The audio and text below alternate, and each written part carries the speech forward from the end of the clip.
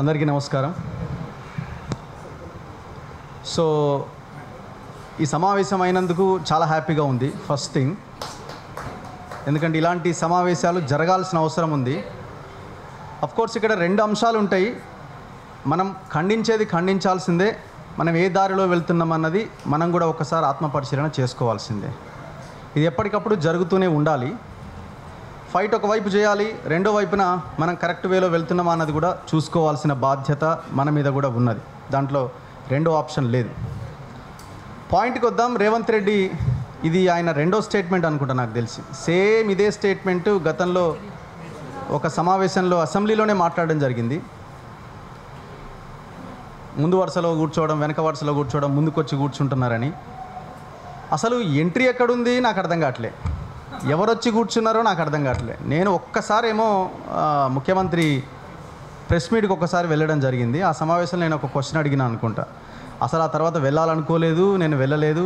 వెళ్ళినా కూడా ఉపయోగం లేదు, సమయం వృధా. అక్కడ పోయి మనం చిట్ చాట్ చేయాలి తప్ప అవసరం లేదని మన పనుల్లో మనం ఉన్నాం. అసలు ఎంట్రీ ఎంతమందికి దొరికింది ఇక్కడ?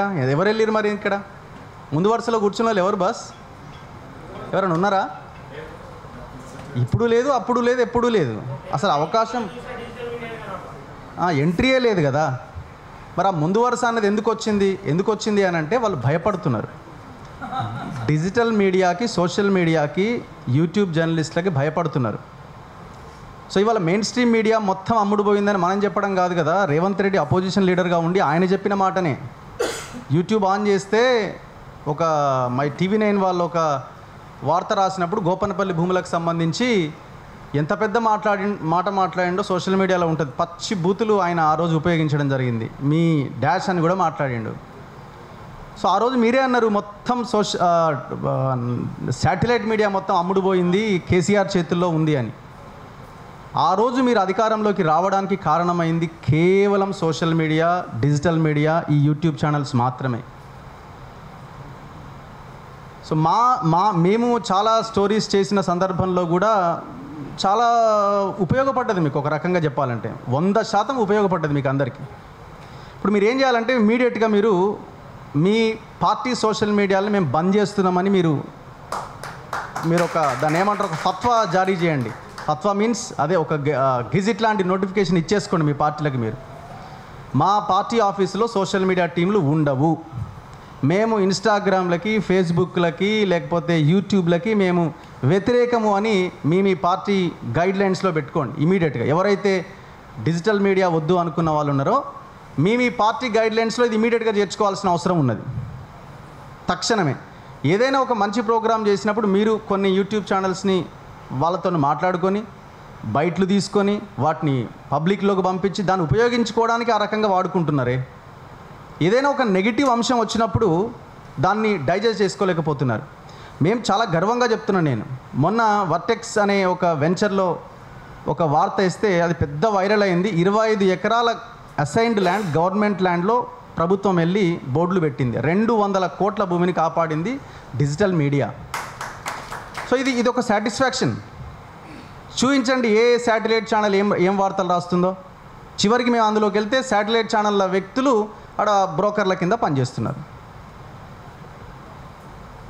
అండ్ ఇప్పుడు చదువుకున్న వాళ్ళు, చదువుకోని వాళ్ళు అంటున్నారు. ఇప్పుడు రామోజీరావు చాలా గొప్పగా చదువుకున్నాడు, ఫిలిం సిటీ కట్టిండు, జనాలని మొత్తం ముంచి భూములన్నీ ఆక్రమించి 3000 ఎకరాలు 4000 ఎకరాల్లో ఉన్నది. 3-4 చెరువులు ఉన్నాయి అందులో. మరి ఇప్పుడు ఆయన ఆదర్శంగా తీసుకోవాలి జర్నలిస్టులంతా. ఈనాడులో పనిచేసిన వాళ్ళు ఫీల్ అయినా మనకి ఇబ్బంది లేదు, ఎందుకంటే తెలంగాణని ముంచిన బ్యాచ్ ఇదంతా కాబట్టి.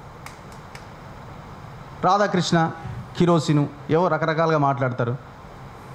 ఇంకా కొంతమంది టీవీ ఛానల్ ఓనర్లు అయితే అంత డ్రైవర్లే కదా, ఇబ్బంది పడ్డా మాకేం ఇబ్బంది లేదు. కానీ ఇక్కడ ఉన్న వాళ్ళంతా ఓనర్లు, తర్వాత నెంబర్ 2 పొజిషన్లో ఉన్నవాళ్ళు.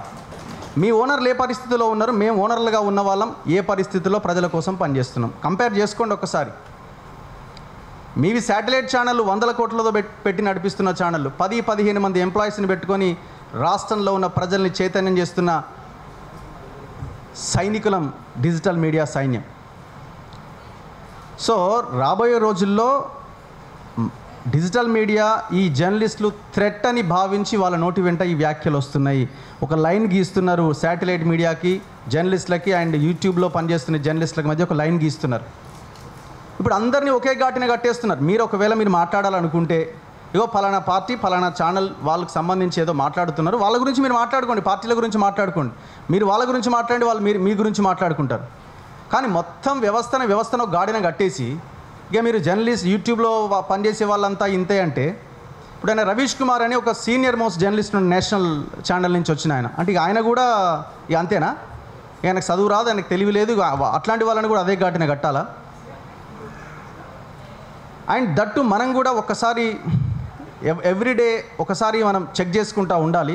100% మనం ఎలాంటి అన్పార్లమెంటరీ లాంగ్వేజ్కి వెళ్ళకూడదు. రేవంత్ రెడ్డి మాట్లాడింది కదా, కేసీఆర్ మాట్లాడింది కదా, ఇంకోరు మాట్లాడిన వాళ్ళు మాట్లాడతారు. వాళ్ళు పొలిటీషియన్స్ అండి, వాళ్ళు పొలిటీషియన్స్, మనం జర్నలిస్టులం. పొలిటీషియన్స్ మాట్లాడతారు బూతులు. సో మనం కూడా కొంత జాగ్రత్తగా ఉంటూ మనం కార్నర్ చేస్తూ వెళ్తుంటే భయపడాల్సింది వాళ్ళు, మనం కాదు. ధైర్యంగా నిలబడాల్సింది మనం, భయపడాల్సింది వాళ్ళు.